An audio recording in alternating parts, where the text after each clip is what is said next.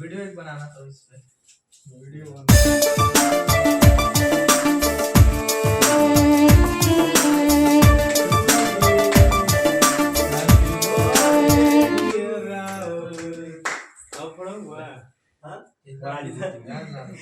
एक minute photo दो तीन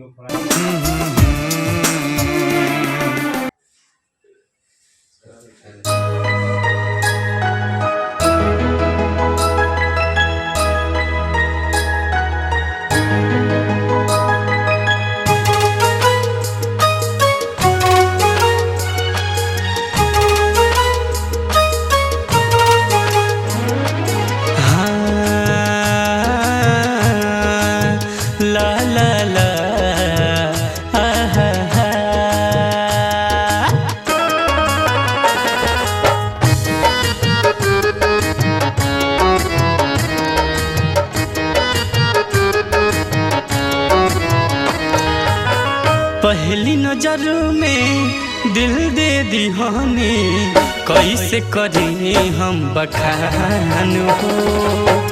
पहली नजर में दिल दे दीवाने कैसे करें हम बखान हो।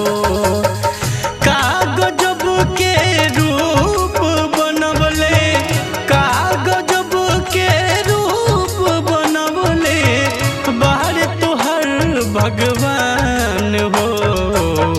पहली नजर में दिल दे दीवाने कैसे करें हम बखान हो। कैसे करें हम बखान हो।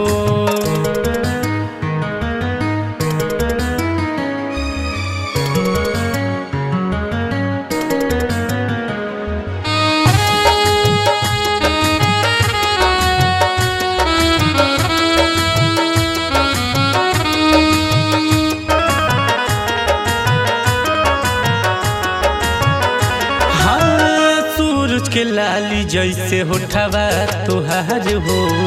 उतरल गगन से लागे परी के बाहर हो।